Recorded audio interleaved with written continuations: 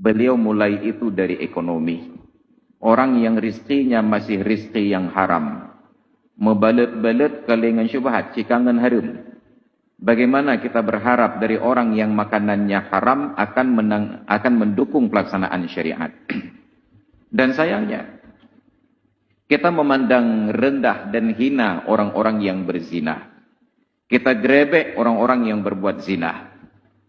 Tapi saya belum melihat ada orang yang memandang rendah orang yang bertransaksi riba dan menggrebek transaksi riba. Nyan urang zina kay musom dalam hotel. Ipelit. Dan kita tidak paham bahagian mana dari syariah ini yang memberikan ruang untuk mengganggu orang dalam ruang privat. Syariat hanya mengizinkan untuk melarang kemaksiatan di ruang terbuka, bukan di ruang tertutup.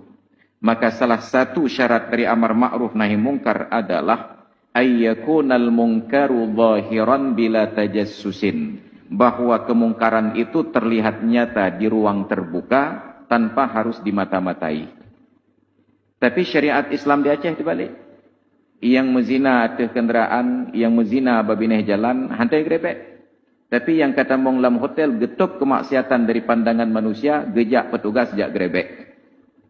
Seolah-olah kita ingin sampaikan pesan kepada orang di luar Aceh, kalau kalian datang ke Aceh ingin berbuat zina, jangan masuk kamar hotel. Bak bineh jalan mentang, insyaAllah naik grebek. Nyo syariat nyo. Dan tidak ada yang meributkan pelanggaran-pelanggaran lagi aja. Sayyidina Umar ketika memata-matai orang yang berbuat maksiat di dalam rumahnya, gejib arak. Karena gekalan basah mulut pakaian dengan arak, gepepreh oleh Sayyidina Umar bahwarah yang lebecut. Beliau intip dari celah jendela. Menan gekalan orang yang jib araknya benar kasadar, langsung Sayyidina Umar terobos masuk lewat jendela. Gemat bajaro orangnya kepegah lendrop kata dalam keadaan basah tajib arak. Apa pemilaan? Bayangkan orang yang berbuat maksiat ditangkap oleh seorang pemimpin yang bernama Umar bin Khattab. Kon lagi Umar bin Khattab. Cid Umar. Pucat iyo mututu di orang iyo. Tapi ketika kesadarannya kembali, dia katakan, Ya Amirul Mukminin, in asaitullaha faqad akhfaitu fatubtul anah. Bila saya berbuat maksiat kepada Allah, maka kemaksiatan itu telah aku sembunyikan. Aku tidak berbuat maksiat di ruang terbuka. Saya tidak berbuat maksiat di luar rumah. Saya masuk ke dalam rumah, pintu saya tutup, jendela saya kunci. Menyalin pubut maksiat, kalian betul. Dan sekarang saya taubat kepada Allah. Tapi anda yang menangkap saya sedang minum arak, telah melakukan 3 pelanggaran. Bakso ni taubat. Terkejut Sayyidina Umar. Ditanya oleh Umar, apa pelanggaran saya? Yang pertama kata orang ini, Allah katakan dalam Al-Quran, wala tajassasu. Jangan memata-matai, jangan mengintai. Bek tajak lum-lum gap. Iran benarkan ni lum-lum. Nyan bakso lagi maaf. Pucat Sayyidina Umar. Lalu apa kesalahan saya yang kedua? Yang kedua diingatkan oleh Allah, idza dakhaltum buyutan fadkhulu min abwabiha. Kalau ingin masuk ke dalam rumah, masuk lewat pintunya. Iran tak tingkam temong benar. Makin pucat Sayyidina Umar. Yang ketiga, apa lagi kesalahan saya? Allah katakan, wasallimu ala ahliha. Ucapkan salam kepada orang yang ada di dalamnya. Iran Nabi Salam nirab laju. Nyan leheboh kesalahan wati nirab len bakso lagi maaf. Bergetar badan Sayyidina Umar karena takutnya beliau terhadap dosa.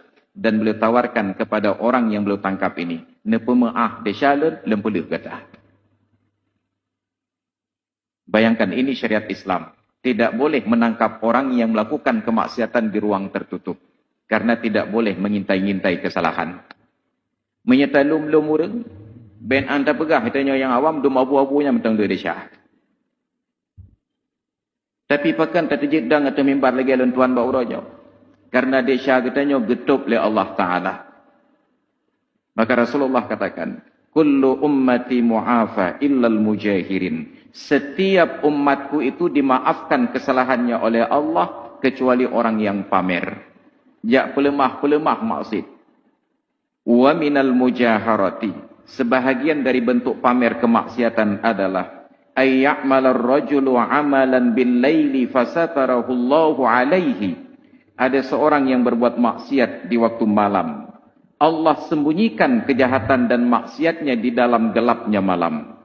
Fayusbiha fayaqulu 'amiltu kadza wa kadza fil barihah.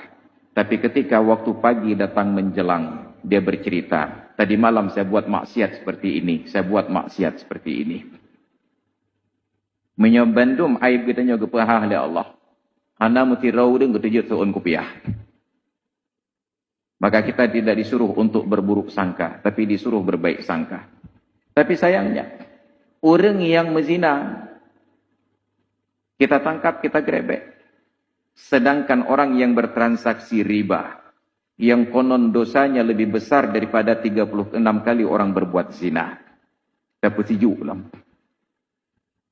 Merompok kucuran kredit dengan transaksi riba, umpamanya 100 juta atau 1 miliar, nyandum bahagia di orang yang merompok ribanya benar, geundang tengku, geundang abu, nelangkah rumah di malam syukuran becut. Syukuran tu, syukuran merompok riba. Nyantam doa mengetah lah. Bermudah rezeki, berselamat, iman, panjang umur. Bahkan hansi kau tajak mendoa bahawa orang Medina. Wa ahallallahu al-bay'a wa harrama riba. Allah halalkan jual beli dan Allah haramkan riba. Maka pernyataan panena bank konvensional dan bank syariahnya sabancit. Muwa bak kalimat dia. Na'udzubillah summa na'udzubillah. Maka dalam diskusi dengan kawan-kawan pelaku ekonomi syariah, saya katakan, kalau masyarakat menuntut bank-bank syariah itu harus berbiaya murah, sangat memungkinkan. Tapi syaratnya yang syariah bukan hanya bank. Masyarakatnya juga ikut syariah. Jujur ketika berutang, bayar tepat waktu, hanahe badaya tunggai.